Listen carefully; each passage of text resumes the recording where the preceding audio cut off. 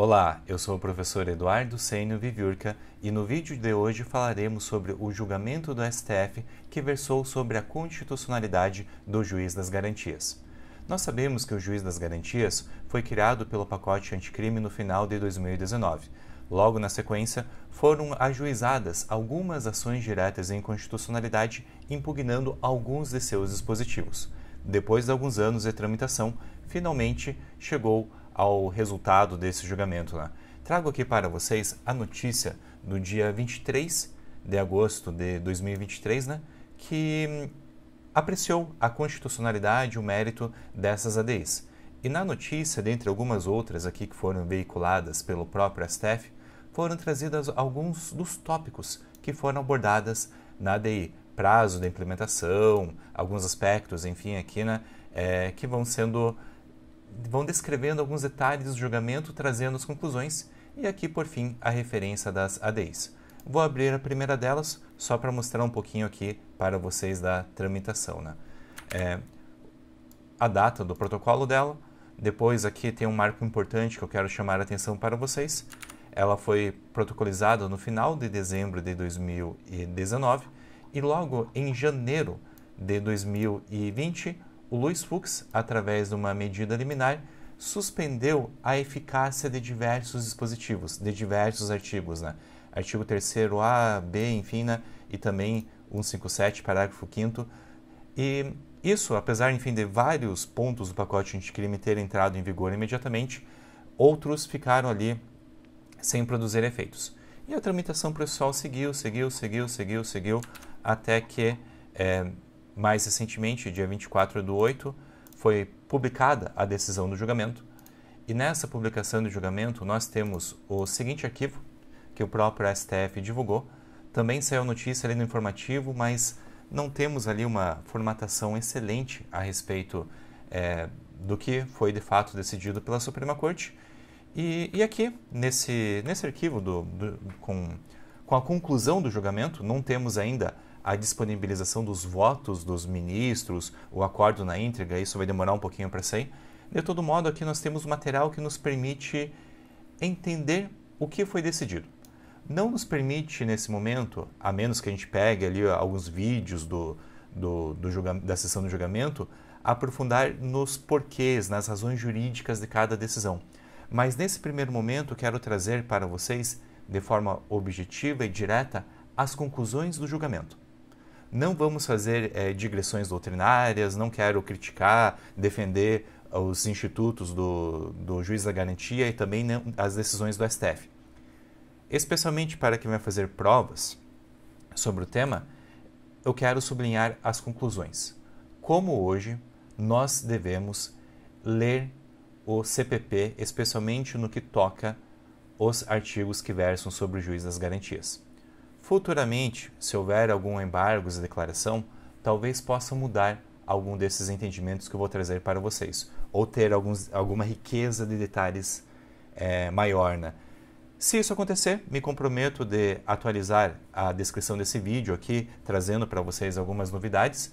De todo modo, hoje eu quero explicar para vocês esses pontos do julgamento, que aqui a gente vai ver assim, ponto 1 do julgamento, o que o STF decidiu, ponto 2 do julgamento, e assim nós vamos até o ponto 26.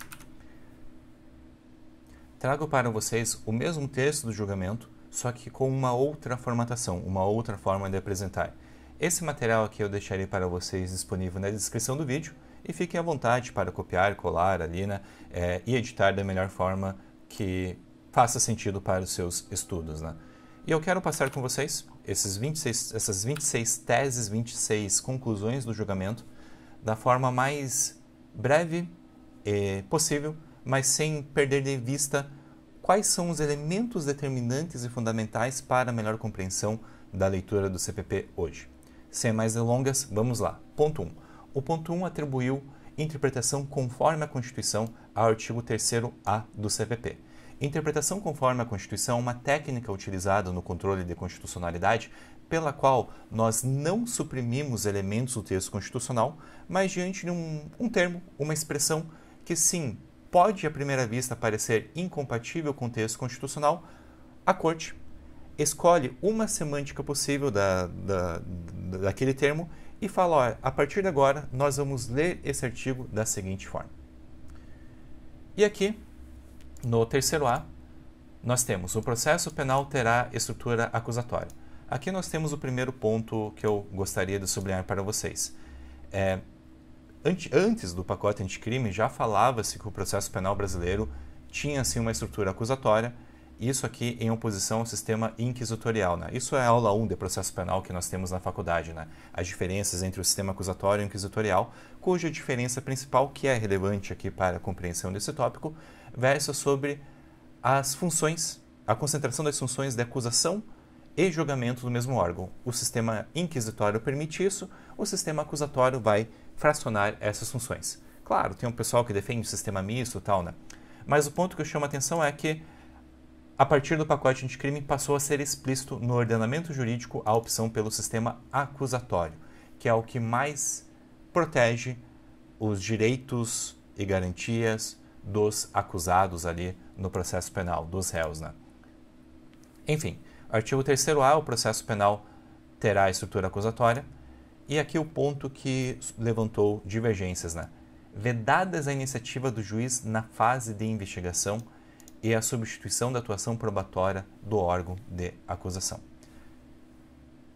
Nós sabemos que o magistrado, para resguardar da melhor forma possível, ele não pode ter iniciativas probatórias, porque isso vulneraria a sua imparcialidade. No entanto, ao mesmo tempo, a legislação processual brasileira atribui ao magistrado o dever de se esclarecer. E de forma pontual no CPP, nós vemos que os juízes podem sim requerer certas provas, podem sim requerer diligências, podem pedir um novo interrogatório, podem ali eventualmente ter algumas iniciativas de ofício e, numa interpretação literal do 3º-A, toda e qualquer iniciativa probatória do juiz estaria vedada. Porém, o STF, de forma pontual, falou o seguinte, olha, pontualmente, nos limites legalmente autorizados, ou seja, precisa de uma autorização legal para determinada atuação de ofício do juiz, pode determinar a realização de diligências, palavra-chave, suplementares. Ele não pode iniciar uma nova diligência, iniciar uma nova busca de prova, mas pode eventualmente ali fazer mais perguntas à testemunha, pode ali eventualmente fazer um quesito adicional, mas não pode iniciar a produção probatória, mas sim suplementares, com o fim de dirimir dúvidas, exercendo ali seu dever de se esclarecer, né? De ponto questão relevante ao mérito do julgamento, né? Enfim, esse é o primeiro ponto. Segundo ponto do julgamento. Assim, uma conclusão para nós levarmos para provas objetivas sobre o ponto 1. Né? Pelo juiz das garantias, a partir do julgamento do STF, são vedadas todas as iniciativas probatórias do juiz. Falso. Ele pode requerer diligências suplementares. Né? Claro, se a questão pedir apenas a letra da lei, siga isso. Né? Às vezes tem lá, né, conforme o CPP, daí é o entendimento. Conforme o entendimento do STF, daí sim é possível diligências suplementares. Ponto 2. Por maioria, o STF declarou a constitucionalidade do caput do artigo 3º-B do CPP e definiu ali um novo prazo para a implementação do juiz das garantias. Né? Trago inicialmente aqui para vocês a redação do artigo 3º-B. Né? O juiz das garantias é responsável pelo controle da legalidade da infração criminal, da investigação criminal, e pela salvaguarda dos direitos individuais cuja franquia tenha sido reservada à autorização prévia do Poder Judiciário, competindo-lhe especialmente, e depois ali o artigo 3º-B enumera diversas competências, trago aqui para vocês no CPP mesmo, né, algumas dessas competências aqui, né, que vai ser receber comunicação imediata da prisão, receber o auto de prisão em flagrante, zelar pela observância dos direitos do preso, e ali vai um rol enumerando diversas competências. O ponto que eu chamo a atenção aqui para vocês é que nessa segunda tese o STF fixou um prazo para a implementação. E a melhor forma que eu tenho aqui para explicar isso, esse ponto do segundo tópico do julgamento do STF, é fazer uma interpretação conjunta do terceiro ponto. E assim o terceiro ponto disse, por unanimidade, declarar a inconstitucionalidade parcial por arrastamento, enfim, do tópico 2, né? Quanto à fixação do prazo de 30 dias para a instalação dos juízes de garantia. Prazo que estava na lei do pacote anticrime ali, né, do final de 2019. O que o artigo 20 dessa lei falava? Esta lei entra em vigor 30 dias após sua publicação oficial, né? E, teoricamente, o juiz das garantias deveria ser implementado em 30 dias em todo o território nacional. O que é inviável, o que na época foi considerado inviável. Não é à toa que menos de um mês depois ali do ajuizamento da ADI já havia uma liminar suspendendo a eficácia, a implementação também do juiz das garantias no território nacional. E o que eu chamo a atenção aqui para vocês? O prazo de 30 dias, esqueça. Obviamente é inviável remodelar a estrutura do Poder Judiciário para criar essa função adicional. E o STF concluiu que o prazo, a partir da data do julgamento, ali, da publicação da ata do julgamento, o prazo para a implementação do juiz das garantias será de 12 meses, prazo que está em curso, e esse prazo pode ser prorrogado uma única vez por no máximo 12 meses, devendo haver uma justificativa a ser apresentada junto ao CNJ. O segundo ponto, o terceiro ponto é a inconstitucionalidade do prazo de 30 dias, prevalecendo o prazo para a implementação do juiz das garantias de 12 meses, prorrogáveis por mais 12 meses. Quarto ponto. O STF entendeu por atribuir a interpretação conforme a Constituição, ou seja, vai mudar alguma coisinha ali na forma de ler determinados incisos, os incisos 6, 8 e 9 do terceiro B. E o que traz para nós esses incisos? Eles falam sobre investigação criminal, falam sobre inquérito, falam sobre aqui, novamente, inquérito policial. E o ponto-chave que nós temos em relação a isso é que, quando nós lemos esses incisos do terceiro B, aqui nós não temos uma clareza sobre qual procedimento de investigação criminal está sendo realizado. Geralmente, o que é mais comum na prática, as investigações criminais são realizadas pela autoridade policial. Apenas ela faz o inquérito policial, enfim, né? Mas o inquérito policial não é o único meio que nós temos para proceder investigações criminais, de uma forma um pouquinho mais lata, né? Além disso, podem servir como subsídio para a instauração de uma ação penal, o chamado PIC, que é o procedimento de investigação criminal feito pelo Ministério Público. Nada impede que o relatório de uma CPI sirva como subsídio para uma ação penal. E, nesse contexto, a interpretação conforme a Constituição proposta pelo STF é que todos os atos praticados pelo Ministério Público de investigação penal, todos os PICs, né, e eventuais outros procedimentos que impliquem investigação criminal devem ser conduzidos, devem ter sua legalidade apreciada pelo controle judicial do juiz das garantias. Se isso não for feito, haverá nulidade. De forma simples, a redação original do pacote anticrime dava a entender, admitia uma interpretação possível, que apenas o inquérito policial iria se submeter ao controle de legalidade do juiz das garantias.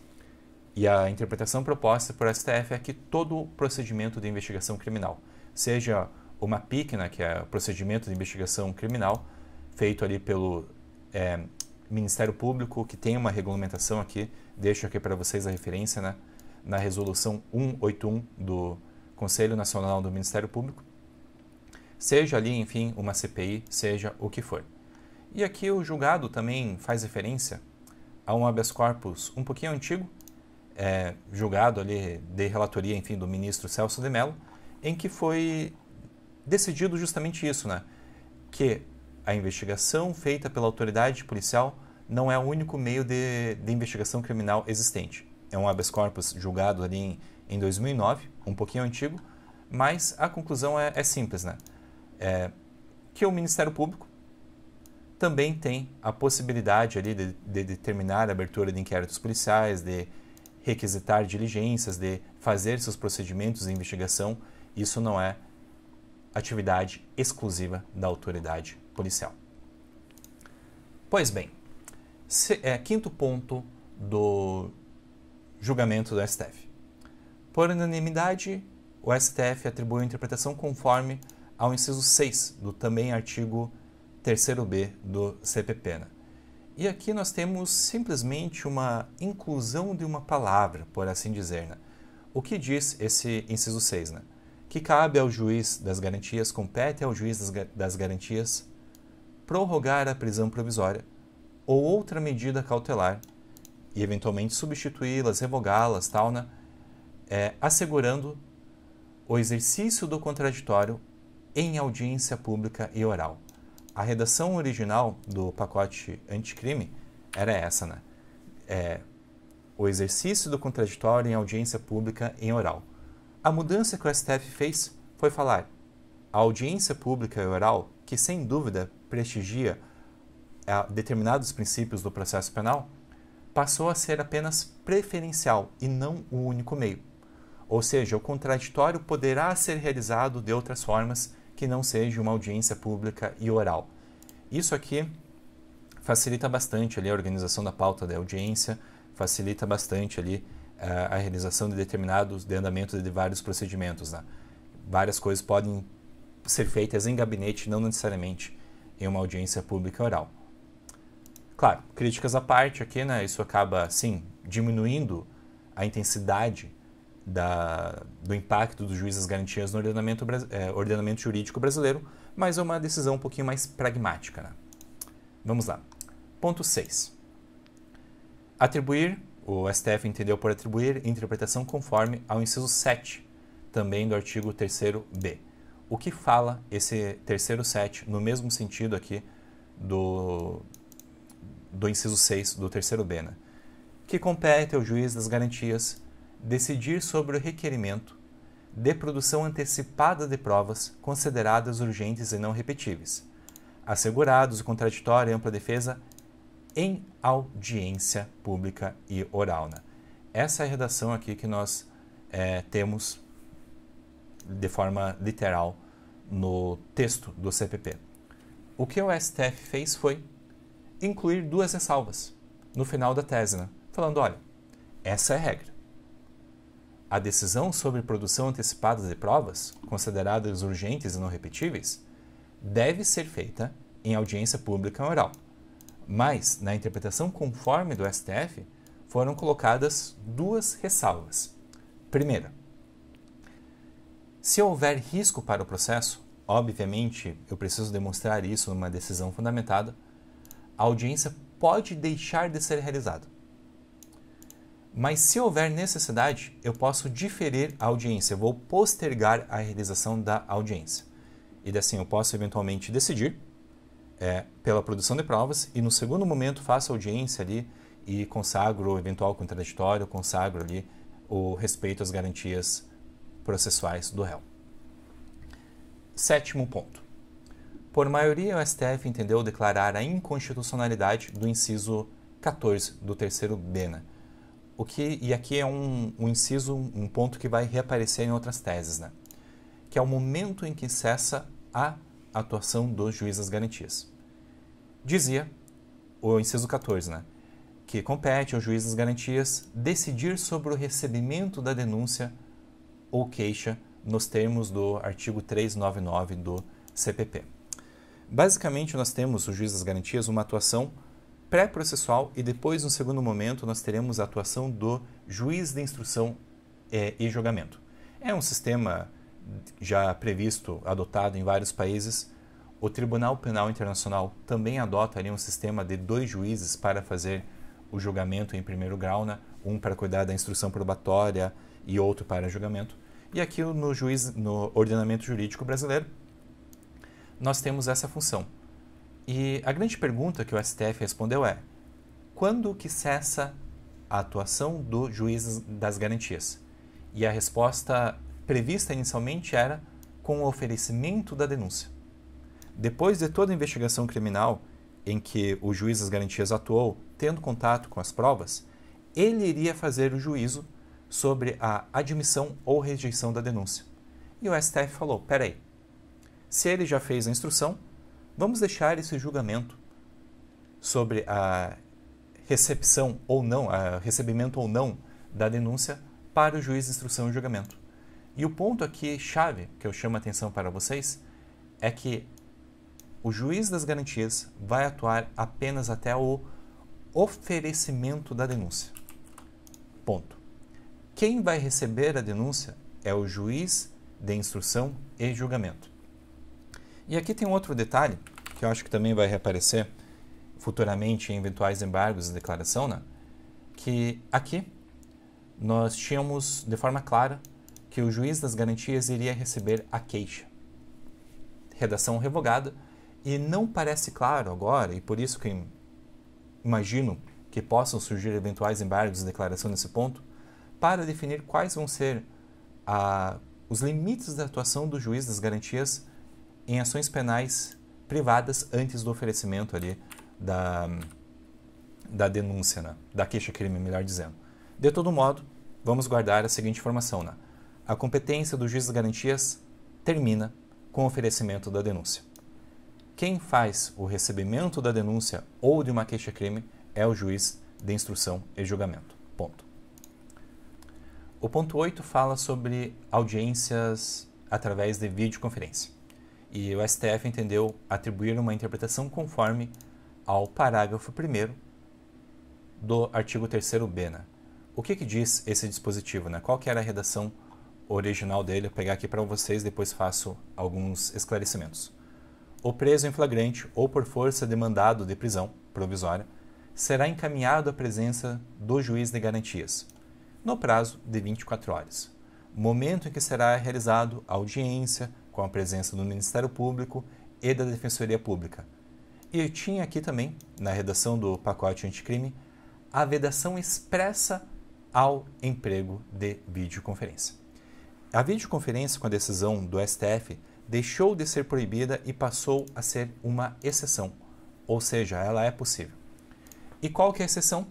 Salvo impossibilidade fática. Salvo impossibilidade fática, nós poderemos, excepcionalmente, realizar o emprego de videoconferência, mediante decisão da autoridade judiciária competente, desde que este meio seja apto à verificação da integridade do preso e à garantia dos seus direitos. Assim, conforme as circunstâncias do caso concreto, será admitido. Às vezes ali o preso acabou sendo transferido para outra localidade, às vezes está no meio de uma pandemia, e assim de forma excepcional, e a conclusão que eu quero que vocês guardem, é possível o emprego de videoconferência, não como regra, mas como exceção. Tese 9. Por unanimidade, o STF entendeu atribuir interpretação conforme ao parágrafo 2º do 3º-B, né? E ali assentou duas teses a respeito disso. Vamos inicialmente aqui pegar a redação desse parágrafo 2º, que vai ter a interpretação modificada, teve a interpretação modificada, né? Diz lá: se o investigado estiver preso, o juiz das garantias poderá, mediante representação da autoridade policial e ouvido o Ministério Público, prorrogar uma única vez a duração do inquérito policial por até 15 dias. Após o que, se ainda assim a investigação não for concluída, a prisão será imediatamente relaxada. E aqui nós tivemos duas mudanças sobre isso, né? Primeira mudança: o juiz pode decidir de forma fundamentada, reconhecendo a necessidade de novas prorrogações do inquérito, desde que hajam elementos concretos que demonstrem ali a complexidade da investigação. Ou seja, eu posso decidir prorrogar de forma fundamentada, enfim, tendo esses elementos, né? E a segunda alteração é que falava que se passasse os 15 dias, a prisão seria automaticamente relaxada. Relaxada por quê? Porque passaria a ser ilegal. E o que o STF disse é que a inobservância desse prazo de 15 dias não vai implicar a revogação automática da prisão. e pegou a ratio descendente, enfim, né, dessa DI 6.581, que apreciou a necessidade de avaliar a prisão preventiva a cada 90 dias e, se não fosse respeitado esse prazo de 90 dias da prisão preventiva, se ensejaria ou não a revogação automática da prisão, né? E o STF entendeu que não, né? Trago aqui para vocês a ementa dessa lei, com destaque e alguns negritos aqui que sublinham bem a tese decidida. Ponto é: desrespeitou o prazo, não há uma revogação automática da prisão. Novamente, não é a interpretação mais garantista atribuída ao Instituto, mas é mais pragmática, considerando algumas limitações e desafios que o judiciário brasileiro possui, né? Adiante. A tese 10 e 11, elas versam sobre o artigo 3º-C do Código de Processo Penal, né? E ali nós tivemos uma interpretação conforme a Constituição, na primeira parte, e uma inconstitucionalidade na segunda parte. A redação original desse 3º-C falava da competência dos juízes garantias, que abrangeria todas as infrações penais, exceto as de menor potencial ofensivo, e terminaria com o recebimento da denúncia, né?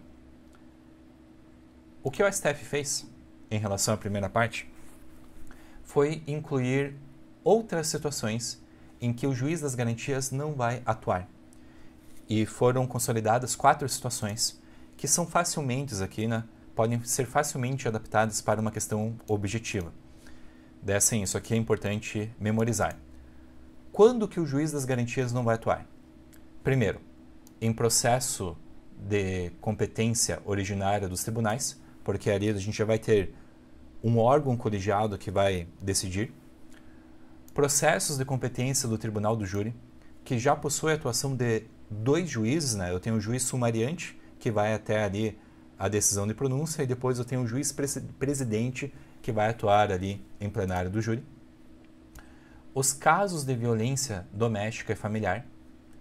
Aqui nós temos alguns procedimentos penais especiais que são mais orientados à proteção da vítima. Aqui é uma outra lógica do direito penal, e daí foi consolidada essa exceção, né? Eu não aplico os juízes das garantias em violência doméstica e familiar.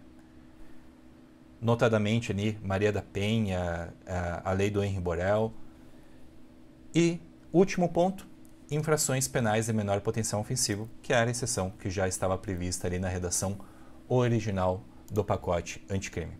E, por fim, a segunda parte, o 3º-C, é para retificar que a atuação dos juízes das garantias cessa com o oferecimento da denúncia e não com o recebimento dela.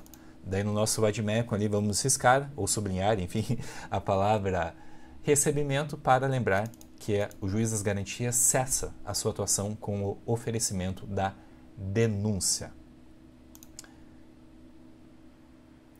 O ponto 12 apenas readequa a redação do artigo 3º-C, parágrafo 1º, a razão de decidir já vista em outros tópicos, né? Que falam que o juiz das garantias vai cessar sua atuação com o oferecimento da denúncia. E daqui, basicamente, né, o STF declarou a inconstitucionalidade do termo recebida e atribuiu a interpretação conforme ao dispositivo para assentar que, oferecida a denúncia ou queixa, aqui ele deixou a expressão ou queixa, né, as questões pendentes serão decididas pelo juiz de instrução e julgamento. Às vezes a parte alegou alguma nulidade, atravessou alguma petição, alguma exceção, e uma vez oferecida a denúncia, todas as questões pendentes de apreciação judicial serão apreciadas pelo juiz de instrução e julgamento, não mais o de garantias. Tese 13. Por maioria, o STF declarou a inconstitucionalidade do termo recebimento no contexto do parágrafo 2º do 3º-C. Novamente, o mesmo entendimento, a mesma lógica do inciso anterior, né? E aqui, deixo aqui para vocês uma forma de como a gente deve ler esse dispositivo, né? As decisões proferidas pelo juiz das garantias não vinculam o juiz da instrução e julgamento, que após o oferecimento da denúncia ou queixa, deverá reexaminar a necessidade das medidas cautelares em curso no prazo máximo de 10 dias. Daí riscamos o recebimento e colocamos ali, passamos a ler a partir do oferecimento da denúncia. Ponto 14 é um pouquinho mais complicado, mas vamos lá, né? A Corte entendeu por unanimidade declarar a inconstitucionalidade dos parágrafos 3º e 4º do artigo 3º Sena, que versava sobre acesso aos autos durante uma fase pré-processual, né? E dizia lá, os autos que compõem as matérias de competência do juiz das garantias ficarão acautelados na secretaria desse juízo, à disposição do Ministério Público e da Defesa, e não serão apensados aos autos do processo enviados ao juiz de instrução e julgamento. Aqui é o ponto-chave, né? Não serão apensados aos autos e processos enviados ao juiz de instrução e julgamento.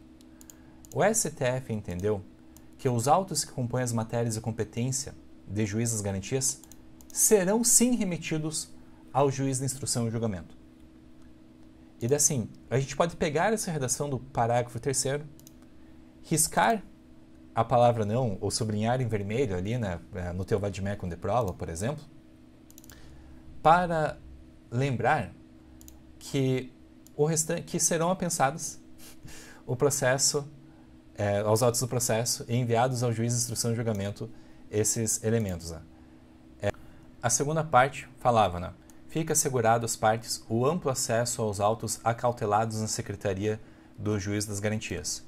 Nós sabemos que nunca foi bem assim, né? Nós temos, inclusive, salvo engano, a súmula vinculante número 14, que já restringia esse amplo acesso aos elementos de prova, né? Ele coloca algumas ressalvas. E aqui o STF simplesmente se manteve fiel a seu entendimento. Então, ponto 14, vamos riscar, vamos suprimir o parágrafo 3º e 4º e fixando o entendimento aqui, né, que serão sim apensados aos autos do processo enviados aos juízes de instrução e julgamento os autos que compõem as matérias de competência dos juízes das garantias, né? Dá para deixar uma redação mais ou menos assim, né? Falando, ó, é assim que eu vou ler esse dispositivo. Ponto 15.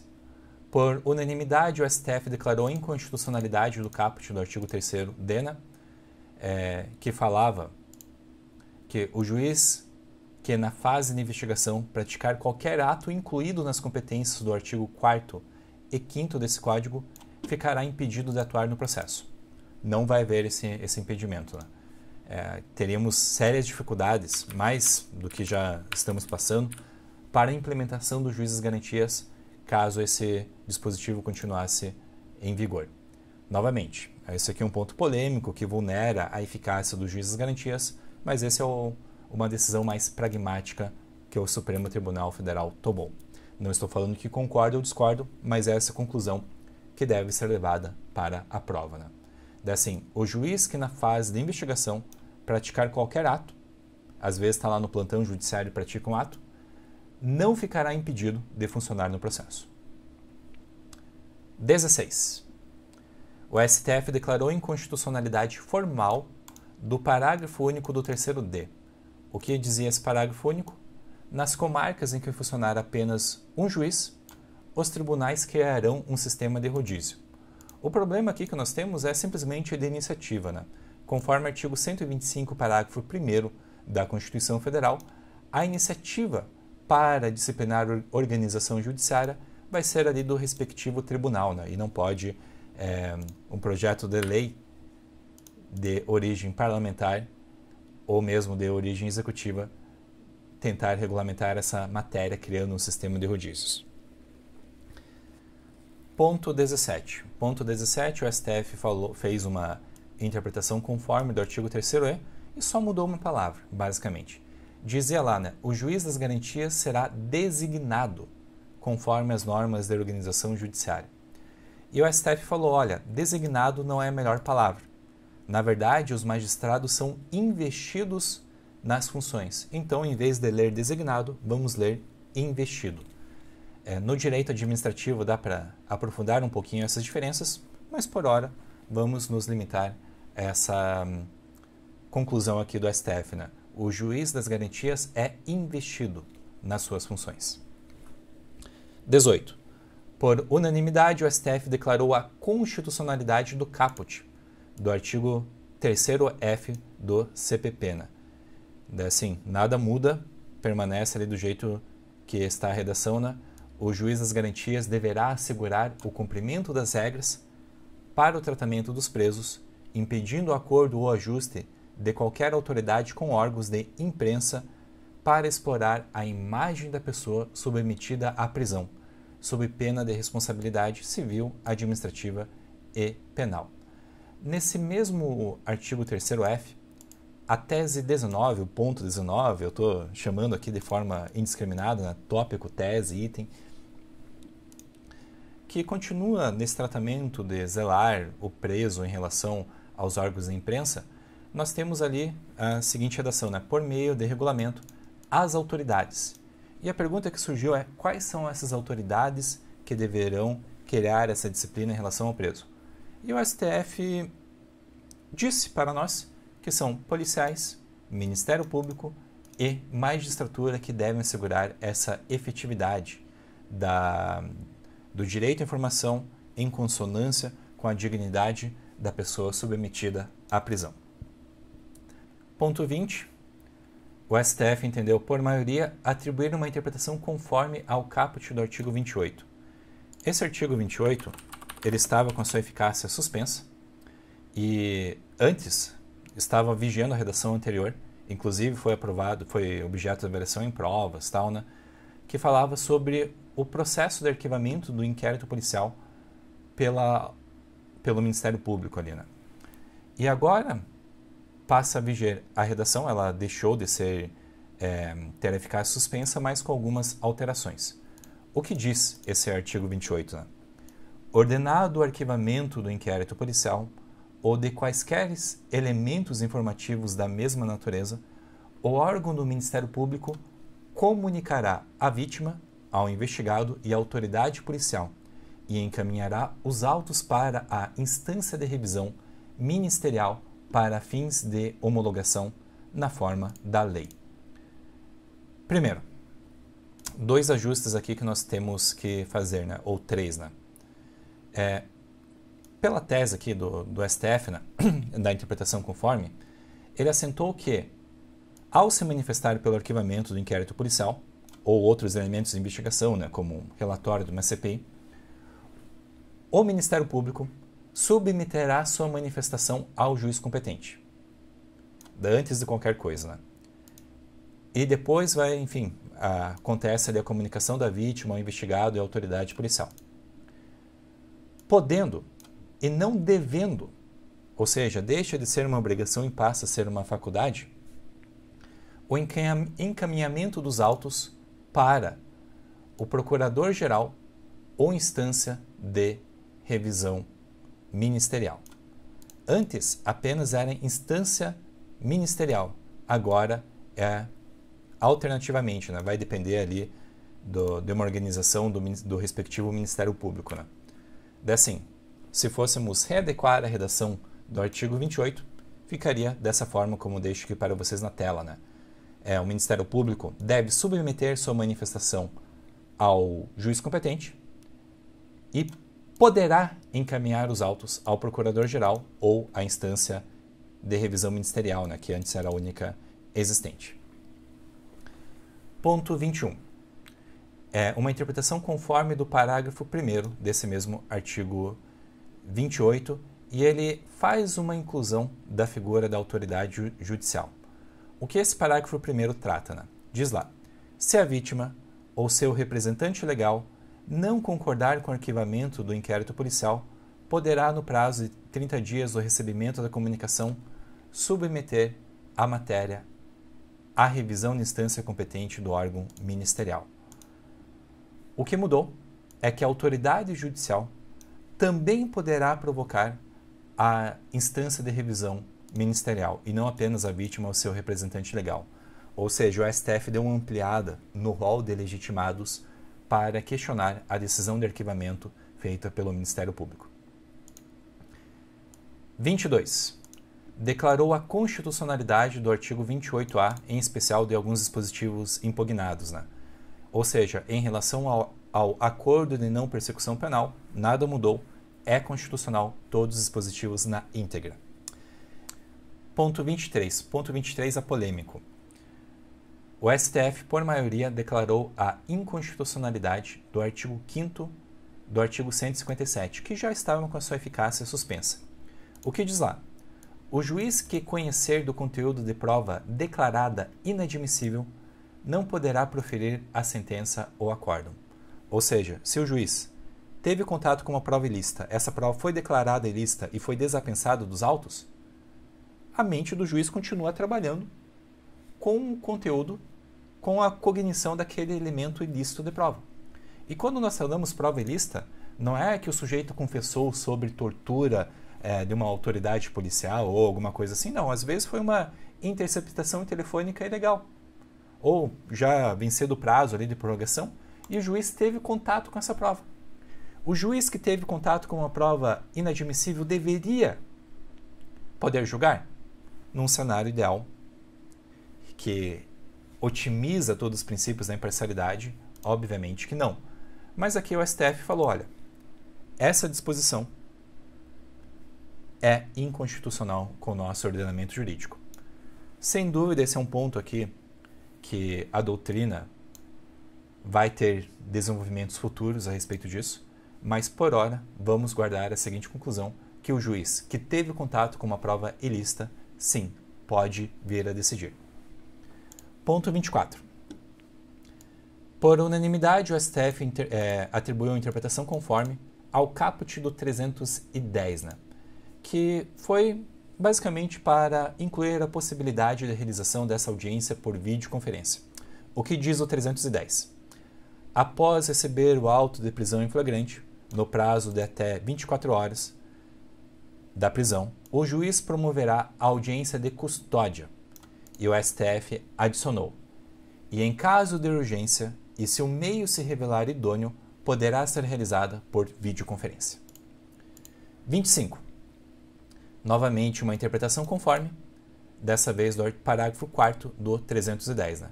Que fala: transcorridas 24 horas após o decurso do prazo estabelecido no caput, né, para a realização, enfim, da audiência de custódia, a não realização da audiência de custódia sem motivação ensejará também a ilegalidade da prisão. E o STF fez o quê? Adicionou que a autoridade judiciária deverá avaliar se estão presentes os requisitos para prorrogação excepcional do prazo ou para sua realização de videoconferência.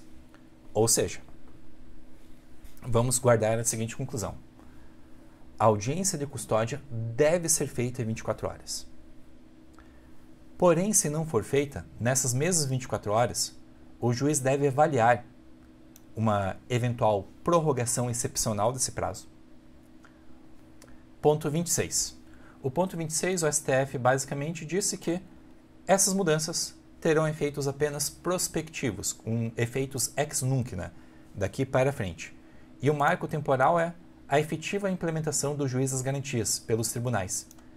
E também essa eficácia do juiz das garantias não vai acarretar qualquer modificação do juízo competente em relação às ações penais já instauradas. E esse foi o julgamento do STF sobre o juiz das garantias. Sem dúvida, é um tema que pode ser muito mais aprofundado, porém eu quis trazer para vocês de uma forma mais objetiva algumas conclusões que serão mais úteis à resolução de provas.